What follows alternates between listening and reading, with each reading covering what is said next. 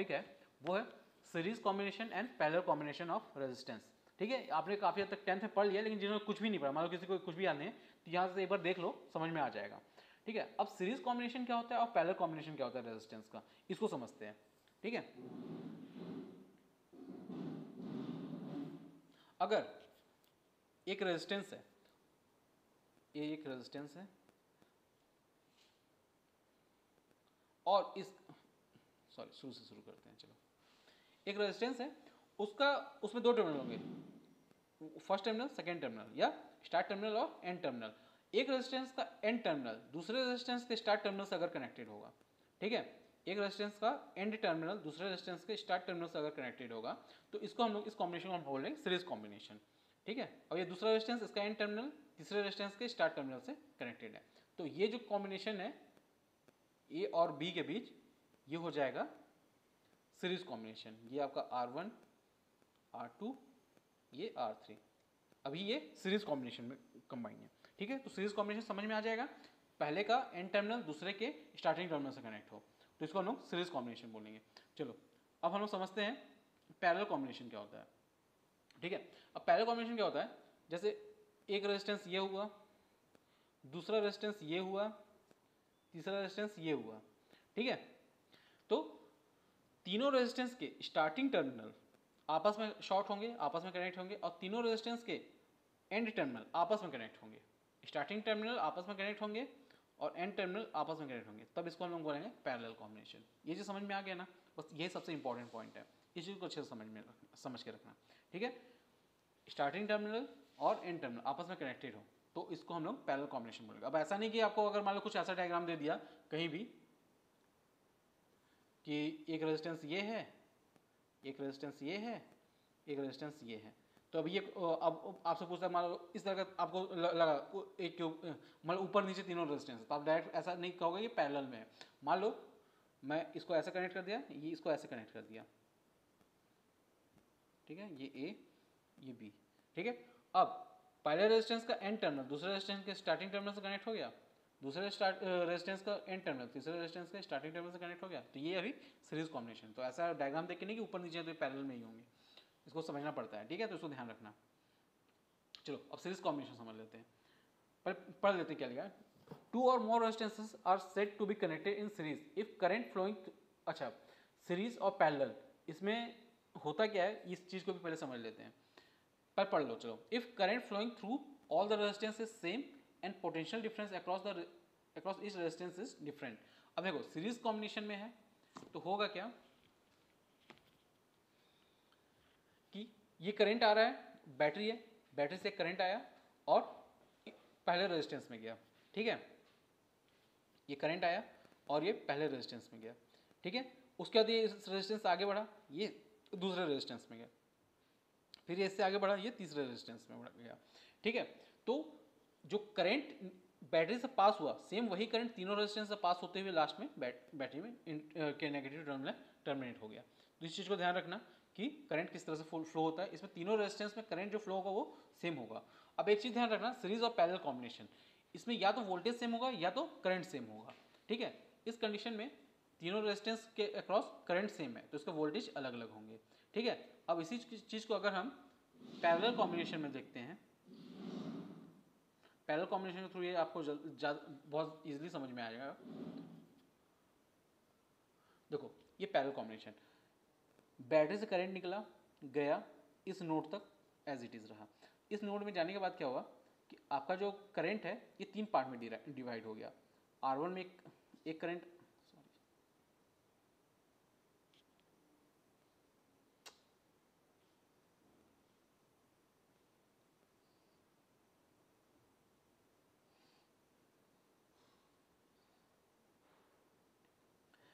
एक करंट जो है R1 में गया, ठीक है, एक करंट R2 में और एक करंट R3 में। ठीक है, तो ये करंट 3 पार्ट में डिवाइड हुआ। तो R1 में जो करंट जा रहा है, क्या वही करंट R2 में जा रहा है? नहीं। क्या वही करंट R3 में जा रहा है? नहीं। R1 में अलग करंट जा रहा है, R2 में अलग करंट, R3 में अलग करंट, तो तीनों में करंट जो है कि उसकी वैल्यू अलग। हाँ, वापस आने के बाद तीनों यहाँ पे मिल गए और ये ऐड होकर वापस I बन गया, मतलब जितना करंट इन हुआ उतना ही करंट आउट हो गया, ये ठीक है। लेकिन तीनों में जो आपका करंट है वो तीनों की वैल्यू अलग अलग है, तो इस चीज़ को आप ध्यान रखिएगा। ठीक है, अच्छा, करंट अलग अलग है लेकिन वोल्टेज इसके अक्रॉस जो वोल्टेज होगा वही वोल्टेज इसके अक्रॉस होगा और वही वोल्टेज इसके अक्रॉस होगा, ठीक है, क्योंकि करंट अलग अलग है इसलिए वोल्टेज सेम है। मैं बता रहा वोल्टेज या तो वोल्टेज सेम होगा या तो करंट सेम होगा, इसमें करंट अलग अलग तो वोल्टेज सेम, और पहले केस में करंट सेम तो वोल्टेज अलग अलग, ठीक है, सीरीज में। ठीक है, तो वापस सीरीज में आते हैं। ठीक है, तो R1 के अक्रॉस वोल्टेज कितना है V1, R2 के अक्रॉस वोल्टेज V2, R3 के अक्रॉस वोल्टेज V3। ठीक है, ये वोल्टेज की वैल्यू कितनी होगी, ये करंट जो आ रही है वो multiply by R1, V equal to I R, हम लोग ओम्स लॉ से जानते हैं, तो V1 will be equal to I R1, V2 will be equal to I R2, V3 will be equal to I R3। तो यहाँ पे हमको ये पता चल रहा है कि वोल्ट जो चेंज हो रहा है वो क्या वोल्टेज है, जो total V will be equal to V1 plus V2 plus V3, ऐसा हो जाएगा। तो इस इक्वेशन को लिखते हैं V will be equal to V1 plus V2 plus V3। V की वैल्यू कितनी हो जाएगी, voltage will be equal to current, और इसका जो इक्विवेलेंट रेजिस्टेंस आएगा वो, इक्विवेलेंट रेजिस्टेंस क्या होता है कि सारे रेजिस्टेंस को कंबाइन करके कोई एक रेजिस्टेंस बना दो। तो अगर सारे रेजिस्टेंस को कंबाइन करके हम कोई एक रेजिस्टेंस बनाएंगे वही इसका इक्विवेलेंट रेजिस्टेंस होगा, तो I मल्टीप्लाई बाय वो equivalent resistance, that will be equal to V। ठीक है, तो I R will be equal to I R1 plus I R2 plus I R3। I सब में से कॉमन निकल गया क्योंकि वो सेम है सब में, तो आई कट गया, तो R will be equal to R1 plus R2 plus R3। तो सीरीज में आपका जो रेजिस्टेंस होगा that will be addition of all resistance, R equivalent will be equal to R1 plus R2 plus R3। ठीक है, अब पैरेलल के case में चलते हैं। ओके, अब अगर मान लो R1 plus R2 plus R3 सब रेजिस्टेंस की वैल्यू R ही है, सिर्फ एक ही वैल्यू है। ठीक है, मान लो हम लोग 2 ओम का सारा रेजिस्टेंस रखते हैं, तो 2 प्लस 2 प्लस 2 प्लस 2, मतलब मान लो 3 रेजिस्टेंस है, 2 प्लस 2 प्लस 2, तो 2 मल्टीप्लाई बाई 3 कर दूंगा, मतलब जितने रेजिस्टेंस है उससे मैं मल्टीप्लाई कर दूंगा रेजिस्टेंस को। तो अब मान लो n नंबर ऑफ रेजिस्टेंस है और सबकी वैल्यू सेम है, तो उसको मैं n into value of resistance कर सकता हूँ। तो यहाँ पे अगर मान लो सारे रेजिस्टेंस की वैल्यू R है, ठीक है, और टोटल n है, तो n इंटू R इक्विवेलेंट हो जाएगा, अगर सबकी वैल्यू सेम रहेगी तब की बात कर रहा हूँ। ठीक है, अभी क्वेश्चन देख लेते हैं। यहाँ पे इसका इक्विवेलेंट रेजिस्टेंस फाइंड आउट करने बोल रहा है, तो सब सीरीज में है, तो क्या करोगे 1 प्लस 2 प्लस 3 इन सबको ऐड कर दोगे तो इक्विवेलेंट रेजिस्टेंस 6 ओम आ गया। अब पैरेलल को okay, from the series combination of equivalent resistance is greater than the greatest resistance of combination. अब इसमें एक पॉइंट ये है कि अगर आपके सीरीज कॉम्बिनेशन में जो इक्विवेलेंट रेजिस्टेंस आएगा वो सबसे बड़े रेजिस्टेंस से भी ज़्यादा आएगा। सबसे बड़ा रेजिस्टेंस यहाँ पे क्या है 3 ओम, तो इक्विवेलेंट रेजिस्टेंस आपका आ रहा है 6 ओम, ये हमेशा इस 3 ओम से ज़्यादा ही आएगा सीरीज कॉम्बिनेशन में। ठीक है, और पैरेलल कॉम्बिनेशन में जो सबसे छोटा रहेगा उससे भी कम आएगा। अब वो कैसे आएगा मैं भी बताता हूँ, देख लेते हैं। अब पैरेलल कॉम्बिनेशन में आप लोगों को समझा चुका था, वही चीज़ यहाँ पे लिखा हुआ है, 2 और more resistances are said to be parallel if potential difference across each resistance is same. ठीक है, सभी रेजिस्टेंस के अक्रॉस जो पोटेंशियल डिफरेंस रहेगा वो सेम रहेगा, and current through each resistance is different, और करंट सब में अलग अलग होगा, in such a way that one end of all resistance is connected to one common point and other end of all resistance are connected to second common point। ठीक है, मतलब पहला एंड जो है सबका कॉमन रहेगा, दूसरा एंड भी सबका कॉमन रहेगा। इसमें मैं आपको बताया था जो करंट होता है वो डिवाइड होता है, तो I1 plus I2 plus I3 में डिवाइड होता है, तो I will be equal to I1 plus I2 plus I3। I की वैल्यू कितनी होगी ओम्स लॉ के हिसाब से, वोल्टेज अपॉन रेजिस्टेंस, तो V अपॉन R, और I1 की value V upon R1, I1 की value V upon R1, voltage same है V अपॉन R1, I2 की value V upon R2, I3 की वैल्यू V अपॉन R3। तो इस equation में हम लोग पुट करेंगे तो आपका आ जाएगा V upon R1 plus V upon R2 plus V upon R3। सब में V कॉमन निकाल सकते हैं, V सेम है, तो 1 upon R1 equal to 1 upon R1 plus 1 upon R is equal to 1 upon R1 plus 1 upon R2 plus 1 upon R3। ये आपका equivalent resistance का फॉर्मूला हो जाएगा पैरेलल केस में। ठीक है, अब अगर मान लो सारा रेजिस्टेंस सेम है जिसकी वैल्यू हम लोग का एक ही है, मतलब R मान लो, ठीक है, तो 1 upon R equivalent will be equal to 1 upon R plus 1 upon R plus 1 upon R, जितने बार भी 1 अपॉन R आएगा उसको हम लोग करें, तो N अपॉन R इसको कर सकते हैं। ठीक है, तो इसको हम लोग लिख सकते हैं N अपॉन R। ठीक है, तो 1 upon R equivalent will be equal to N upon R, तो R इक्विवेलेंट अगर निकालना है तो उसको उल्टा कर देंगे, तो R equivalent will be equal to R upon N।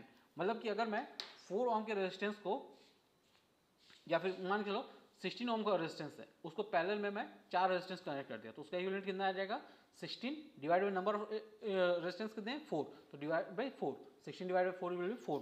ठीक है, तो यहाँ पे एक चीज़ देखो, इसका एग्जांपल एक देखते हैं। 4 ओम, 6 ओम और 8 ओम ये तीनों पैरेलल कनेक्टेड है। सीरीज के केस में क्या होता था, जो इक्विवेलेंट रेजिस्टेंस आता था वो सबसे बड़े रेजिस्टेंस से भी बड़ा आता था। इस केस में देखते हैं सबसे छोटे रेजिस्टेंस से भी छोटा आता है कि नहीं, पैरेलल केस में सबसे छोटे से भी छोटा आना चाहिए। ठीक है, 4 ओम, 6 ओम और 8 ओम, इन तीनों को अगर कनेक्ट करते हैं तो R equivalent will be equal to 1/4, sorry 1/r equivalent will be equal to 1/4 plus 1/6 plus 1/8। इस तरह से हम सॉल्व करते हैं। इसको सॉल्व करते हैं आर इक्विवेलेंट कितना आता है 1.8 ओम, और यहाँ पे आपकी वैल्यू कितनी है सबसे लोवेस्ट की 4 ओम, तो इससे भी कम आया। ठीक है, तो आर इक्विवेलेंट जो है लोअर रेजिस्टेंस से भी लोवेस्ट आया। Okay, the equivalent resistance is less than the smallest individual resistance. ठीक है, तो ये बात लिखा हुआ है। The combination is used when current required in the circuit is less or constant and potential difference across each device is same। ठीक है, अगर आपको कांस्टेंट करंट चाहिए और पोटेंशियल डिफरेंस सेम चाहिए, जैसा आपके घरों में जनरली होता है, आपके घरों में जो सप्लाई आती है वो पैरेलल में, सारे डिवाइस आपस में पैरेलल में कनेक्ट होते हैं। ठीक है, in home all devices and appliances are connected in parallel. ठीक है, ओके, अब अगला इसका जो एग्जांपल है वो न्यूमेरिकल है, इस पे बेस वो कर लेते हैं। यहाँ पर 2 वोल्ट की बैटरी है, एक रेजिस्टेंस से, मतलब रेजिस्टेंस क्या है, एक सर्किट से कनेक्टेड है। ठीक है, इस सर्किट में एक ट्रायंगल बना हुआ है और ट्रायंगल के तीनों आर्म्स पे 30 ओम का रेजिस्टेंस लगा है। अब इसका इक्विवेलेंट सर्किट, इक्विवेलेंट रेजिस्टेंस कैसे ड्रॉ करोगे? देखो, करंट यहाँ आया, ठीक है, यहाँ से 2 पार्ट में डिवाइड हुआ, एक ये एक ये। ठीक है, ये करंट जो यहाँ गया यही इसमें भी गया, मतलब ये दोनों आपस में कैसे हुए, सीरीज में हुए, और यहाँ से एक करंट आया वापस इसमें मिला, तो ये यहाँ से ये दोनों सीरीज कॉम्बिनेशन इसके साथ पैरेलल में हो गया। ठीक है, तो इसको अगर हम ड्रॉ करते हैं तो इसका ड्रॉ नहीं किया कहीं ना। ओके, तो इन दोनों का अगर सीरीज कॉम्बिनेशन देखते हैं 30 प्लस 30 प्लस 30, इन दोनों का सीरीज कॉम्बिनेशन देखते हैं तो ये आपका सीरीज में है, तो ये हो जाएगा 60। अब अगले सर्किट में क्या हो जाएगा, 60 और 30 आपस में क्या है, पैरेलल में कनेक्ट है। तो इसको जब हम लोग सॉल्व करेंगे तो 1/30 प्लस 1/60, इस तरह से अगर सॉल्व करते हैं तो उसका इक्विवेलेंट रेजिस्टेंस आ जाएगा आपका 20 ओम। तो रेजिस्टेंस आ गया 20 ओम। वोल्टेज कितना है आपका इसमें, ऊपर दिया हुआ था वोल्टेज 2 वोल्ट। ठीक है, तो इसका जो करंट कितना फ्लो होगा 2/20। ठीक है, 2/20 दैट इज 0.1 एम्पियर इसमें करंट फ्लो हो रहा है। ठीक है, अब अगला एक नेटवर्क है, उस 16 वोल्ट की बैटरी से कनेक्टेड है और लास्ट में 1 ओम भी कनेक्ट है। ठीक है, अब इसमें देखो,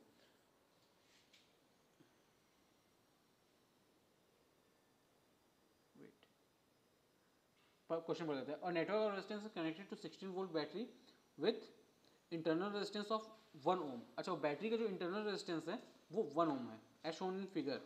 compute the equivalent resistance of network, obtain the current in each resistance and obtain the voltage drop VA, VBA, VBC और VCD।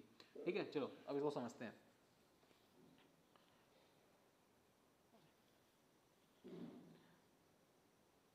देखो, A, अरे यार,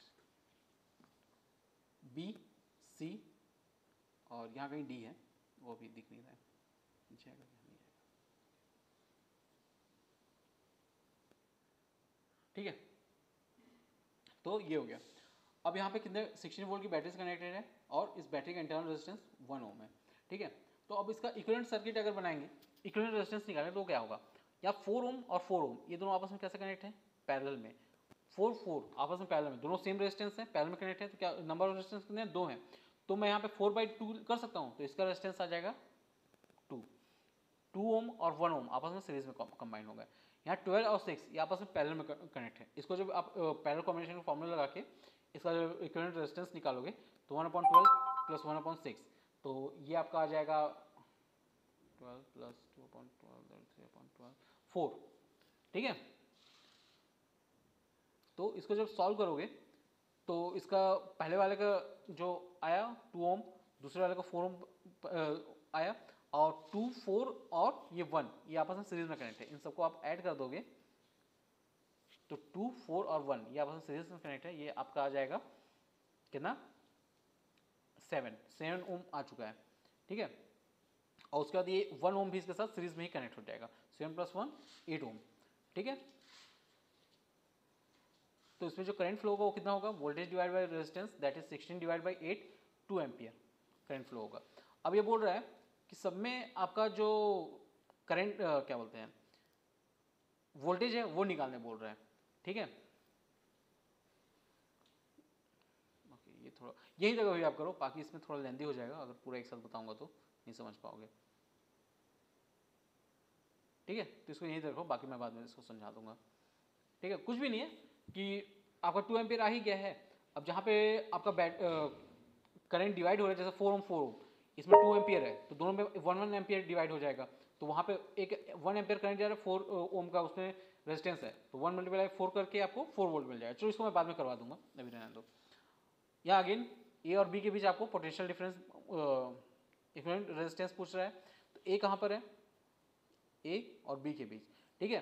तो 5 ओम, यहाँ भी 5 ओम, बीच में एक सर्किट कनेक्ट है, इस सर्किट का हमको इक्विवेलेंट रेजिस्टेंस निकालना है। तो यहाँ पे देखो 5, ये 5 और ये 5 आपस में सीरीज और उनके साथ ये पैरेलल में, इन तीनों को अगर जब आप निकाल लोगे तो ये आपका 2/3, तो 10/3, ये आपका आ जाएगा 10/3, ठीक है। तो 5 ओम प्लस 10/3 प्लस 5 ओम, इसको आप सॉल्व करोगे तो आएगा 5 + 5 + 10/3, ये आपका इक्विवेलेंट रेजिस्टेंस 40/3 आ जाएगा, ठीक है। तो इस तरह से आप लोग सबको सॉल्व करते जाओ, बाकी सब इजी है, आप लोग कर लोगे, ठीक है। यहाँ पे आप लोग इस क्वेश्चन को सॉल्व करोगे, इसमें एक चीज़ ध्यान रखना, ए और बी के बीच पूछ रहा है, ठीक है। तो 20 ओम है, ये भी 20 ओम है। अब ये जो सर्किट दिया हुआ है,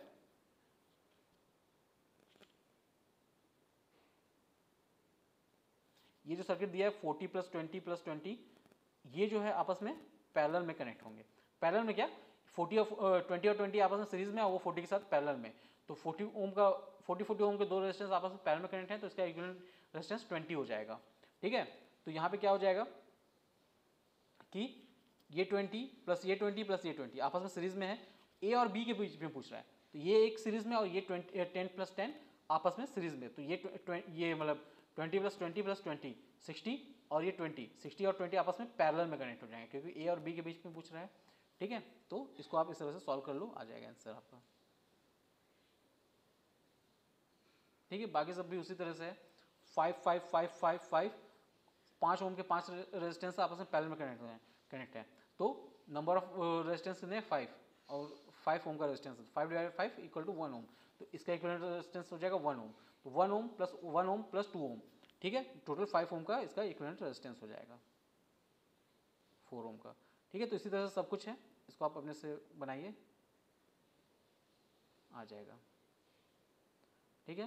नेक्स्ट क्लास में हम लोग इलेक्ट्रिक सेल टॉपिक डिस्कस करेंगे। Okay, thank you class.